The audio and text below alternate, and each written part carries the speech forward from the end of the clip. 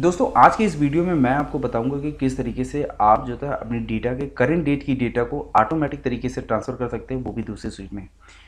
तो दोस्तों इसके लिए मैं वीडियो डिटेल में शुरू करूं इससे पहले मैं आपको इसका डेमो दिखाता हूं, उसके बाद वीडियो डिटेल में बताऊंगा कि इसे आप किस तरीके से कर सकते हैं। इसके लिए चलते हैं दोस्तों हम अपनी एक्सेल सीट में, और यहाँ पे आप देखेंगे कि मेरा कुछ सीट नंबर 1 पे कुछ डेटा है, जिसमें डे बाय के अकॉर्डिंग जो होता है डेटा एंट्री की गई है। नेम, आइटम, ब्रांड, क्वांटिटी, ये सारी चीज़ें यहाँ पे एंट्री हैं। और इसकी जो डेटा है दोस्तों, ये करंट डेट की जो डेटा है वो यहाँ सीट नंबर 2 पे ऑटोमेटिक दिखाई पड़ रही है। साथ ही साथ अगर आप होता है किसी पिछले डेट की डेटा को देखना चाहते हैं तो यहाँ पे मैंने फार्मूला टुडे का लगाया है। तो अगर आप यहाँ से थोड़ा सा बैक डेट की डेटा भी देखना चाहते हैं, जैसे इस टुडे में -1 कर देता हूँ दोस्तों और इंटर प्रेस कर देता हूँ, तो आप देखेंगे यहाँ पे जैसे मैंने रिफ्रेश बटन पे क्लिक किया तो यहाँ पे जो भी डेटा है वो 17 तारीख की डेटा यहाँ पे दिखाई पड़ रही थी। ये तो वीडियो में मैं दोस्तों अभी आपको यहाँ पे बता रहा हूँ कि ये मैंने इसके लिए बटन असाइन किया है, जो कि क्लिक करने के बाद ही डेटा रिफ्रेश हो रही है। लेकिन अभी मैं आपको जब वीडियो डिटेल में दिखाऊंगा तो उसमें मैं आपको बताऊँगा कि आप इसे ऑटोमेटिक तरीके से कैसे ट्रांसफ़र कर सकते हैं। वो इसके लिए मेरे साथ इस वीडियो में बने रहिएगा दोस्तों। मेरा नाम है अमित और मैं आप सभी लोगों का स्वागत करता हूं अपने इस चैनल टेक ज्ञान अमित में। दोस्तों अगर वीडियो अच्छी लगे तो प्लीज़ मेरे चैनल को लाइक और सब्सक्राइब करना ना भूलिएगा। साथ ही साथ बेल आइकन जरूर प्रेस कीजिएगा, जिससे कोई भी लेटेस्ट वीडियो आए तो उसकी नोटिफिकेशन आपके पास पहुँच जाए। तो चलिए दोस्तों, तो पहला काम आपको ये करना है दोस्तों कि आपने जो भी डेटा बनाई हुई है उसको रेंज का एक नाम दे दीजिए। इससे क्या होगा कि आपको बार बार जो है सीट 1 में आकर के अपने डेटा को सेलेक्ट करने की ज़रूरत नहीं पड़ेगी। साथ ही साथ दूसरी चीज़ दोस्तों ये है कि ये मान लीजिए एक छोटी डेटा है, इसे मैं चाहूँ तो यहाँ पे मैनुअल तरीके से भी आगे सीट नंबर 1 पे सेलेक्ट कर सकता हूँ। लेकिन आपके पास अगर बड़ी डेटा है तो आपको ये काम करने में थोड़ा मुश्किल हो सकता है। इसलिए मैं पहले ही बता रहा हूँ कि आप इस डेटा का डेटा रेंज का एक नाम दे दीजिए। नाम आप 2 तरीके से यहाँ पे दे सकते हैं।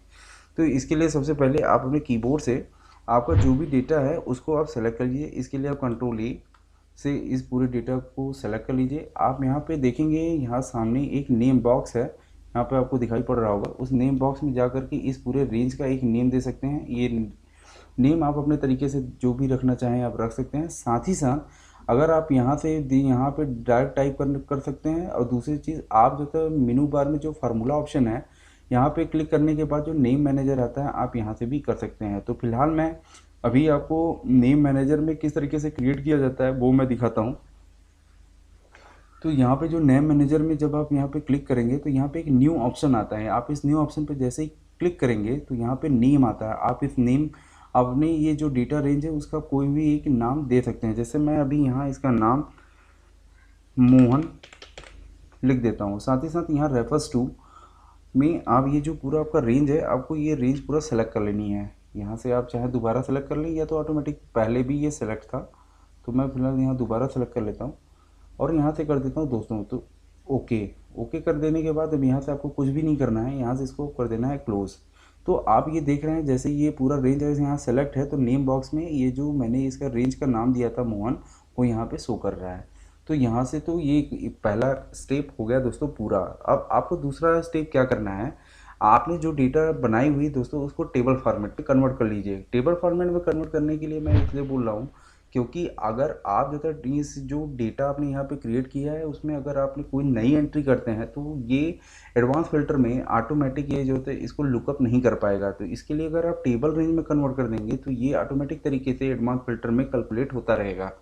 तो इसके लिए आपको करना क्या है कि आपने जो भी डेटा यहाँ पे सेलेक्ट किया हुआ है उसको टेबल फॉर्मेट में कन्वर्ट करने के लिए अपने कीबोर्ड से कंट्रोल टी प्रेस कर दीजिए दोस्तों।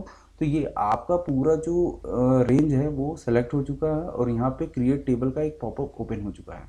तो आपको यहाँ पे कुछ भी नहीं करना है सिवाय अब बस यहाँ से ओके कर देंगे तो आपका जो भी डेटा है वो देखिए अभी यहाँ टेबल फॉर्मेट में कन्वर्ट हो चुकी है। जैसे मैं इस टेबल फॉर्मेट से बाहर क्लिक करूंगा तो आप यहाँ पे एक बार यहाँ देखिए, यहाँ पर डिज़ाइन ऑप्शन आ रहा है जो कि टेबल फॉर्मेट के लिए ही स्पेशली ये शो कर रहा है। जैसे ही मैं इस टेबल ऑप्शन से हटता हूँ तो दोस्तों ये भी हट जा रहा है। तो अगर आप इसका कलर भी चेंज करना चाहें तो यहाँ पे बहुत तरीके के कलर दिए हुए हैं, आप इसका यूज़ करके आप यहाँ पे आप इसका यूज़ भी यहाँ कर सकते हैं। तो इसके लिए तमाम तरीके के यहाँ पे दिए हुए हैं। आप इसको पूरे रेंज को सेलेक्ट कर लीजिए और यहाँ से इसके फॉर्मेट को भी आप चेंज कर सकते हैं। देखिए अभी इसका जो होता है लुक भी चेंज हो जाएगा, या रेड भी कर सकते हैं। तो इस तरीके से आप कर सकते हैं दोस्तों। अब आप यहाँ पे अभी आपको जो चाहते हैं दोस्तों कि यहाँ पे जो करंट डेट की डेटा है वो ऑटोमेटिक तरीके से दूसरे सीट पे जाए, तो इसके लिए आपको करना क्या है कि आपकी जो हेडिंग्स है, जो डेटा की हेडिंग्स हैं, आप उसको जो है कॉपी कर लेनी है यहाँ से, और जिस सीट में आपको शो करानी है उस सीट में जा कर के आपको पेस्ट कर देना है। तो मान लीजिए मुझे अभी यहाँ यहाँ से सॉरी यहाँ से अगर दिखाना है B5 से, तो मैं यहाँ पे इसको पेस्ट कर देता हूँ। साथ ही साथ अब आपको जो था डेट के अकॉर्डिंग दिखाना है, तो कंट्रोल C, डेट को कॉपी करके ऊपर में रख लेनी है, कंट्रोल V, और यहाँ पे टुडे का फार्मूला लगा देना है, equal to today bracket close and open. तो दोस्तों यहाँ पे लग गया है टुडे का फार्मूला।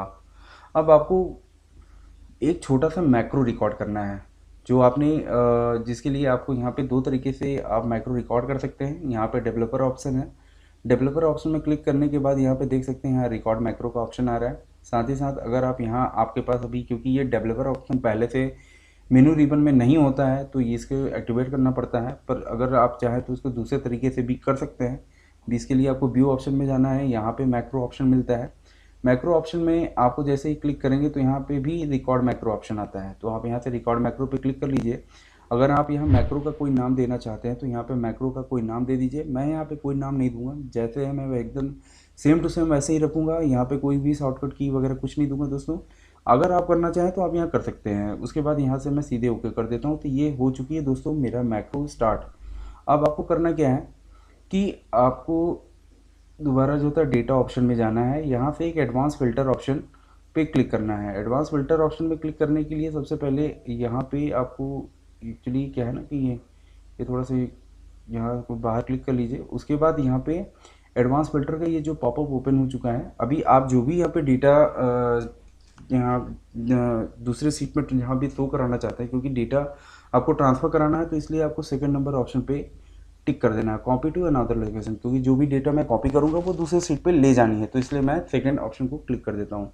दूसरी बात दोस्तों, लिस्ट रेंज, मतलब आपका जो डेटा रेंज है जहाँ पे आपने डेटा क्रिएट की है वो वहाँ तक जाके वो पूरे रेंज को सिलेक्ट करना है। तो इसके लिए मैंने आपको शुरू में ही बताया था कि बार बार वहाँ कॉपी पेस्ट करने की बजाय आप उस लिस्ट का जो डेटा का एक नेम दे दीजिए, जिससे आपको बार बार डेटा को सेलेक्ट करने की ज़रूरत नहीं पड़ेगी। तो आप जो नेम दिए थे वो यहाँ पे आपको सेलेक्ट करना है। जैसे मैंने इसका नाम दिया था मोहन।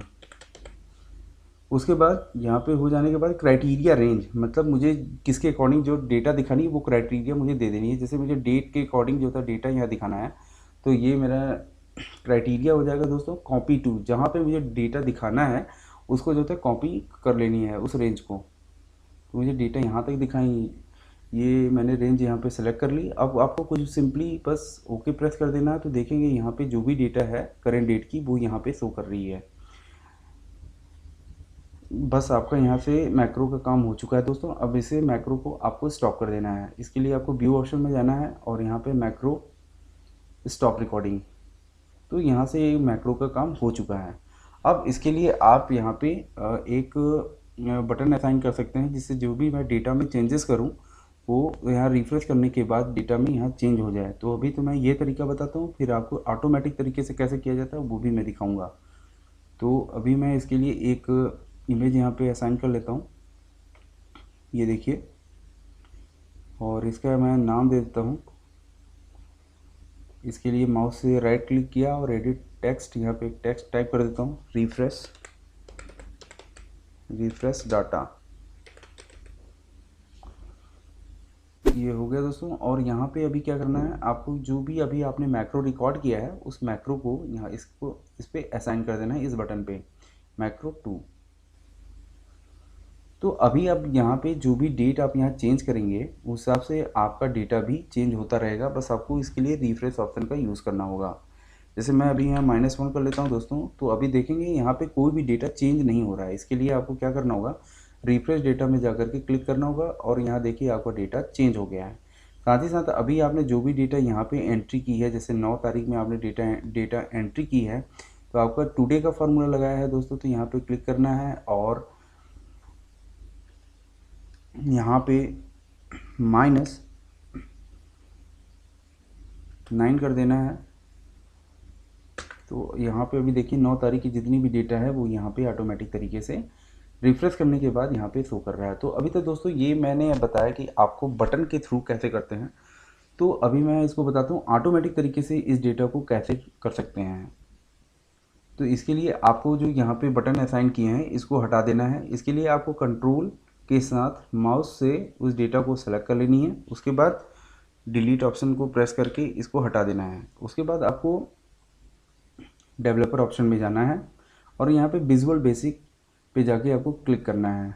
जैसे ही आप विजुअल बेसिक पे क्लिक करेंगे दोस्तों, यहाँ पे एक ऑप्शन आता है दिस वर्कबुक।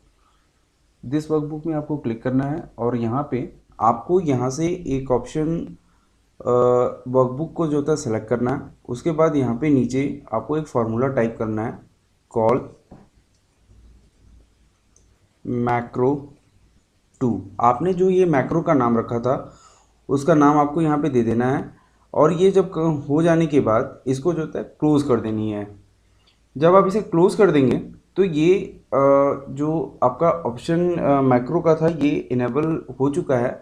और इसके लिए आपको क्या करना है, इस पूरे सीट पे ये वर्क करे तो इसके लिए आपको ये जो फाइल है दोस्तों इसको भी मैक्रो इनेबल वर्कबुक में सेव करना होगा। जिससे क्या होगा कि जैसे ही ये मैक्रो में सेव हो जाएगा तो आप जब भी इसे ओपन करेंगे तो इसमें जो भी मैक्रो आपने लगाया हुआ है वो इस पर अप्लाई खोलने के बाद तुरंत रन कर जाएगी।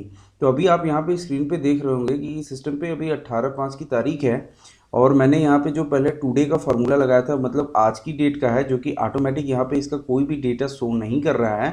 तो इसके लिए बस आपको कुछ नहीं करना है और ये बस आपका यहाँ से जो फार्मूला जो आपने मैक्रो यहाँ पे लगा दिया है उसको आपको मैक्रो इनेबल वर्कबुक में सेव कर लेना है। इसके लिए आपको फाइल ऑप्शन में जाना है, यहाँ से सेव एज ऑप्शन में जाना है और यहाँ से आपका जो आपको लोकेशन यहाँ पे सेट कर लेनी है। उसके बाद यहाँ पे फाइल को मैक्रो इनेबल वर्कबुक में सेव करनी है दोस्तों। तो अभी फिलहाल मैं इसको जो होता है डेस्कटॉप पे रखता हूँ, डेस्कटॉप पे, और इसका नाम दे देता हूँ। यहाँ पे देखिए एक्सेल मैक्रो इनेबल वर्कबुक ये मेरे पहले से आ रहा है, पर आप में अगर नहीं आ रहा होगा तो आप यहाँ से जा करके सेलेक्ट भी कर सकते हैं। तो मैं इस फाइल का नाम जो होता है अमित 4 कर देता हूँ और इसे सेव कर लेता हूँ। इससे दोस्तों ये हो गया है सेव और इसे अब आप क्लोज़ कर दीजिए। जब आप इसे दोबारा ओपन करेंगे तो ये जो करेंट डेट की डेटा है वो यहाँ पे फ्लैश होने लगेगी। तो चलिए दोस्तों इसको कर देते हैं क्लोज़ और चलते हैं अपना अमित 4 में और उसके बाद देखते हैं क्या होता है।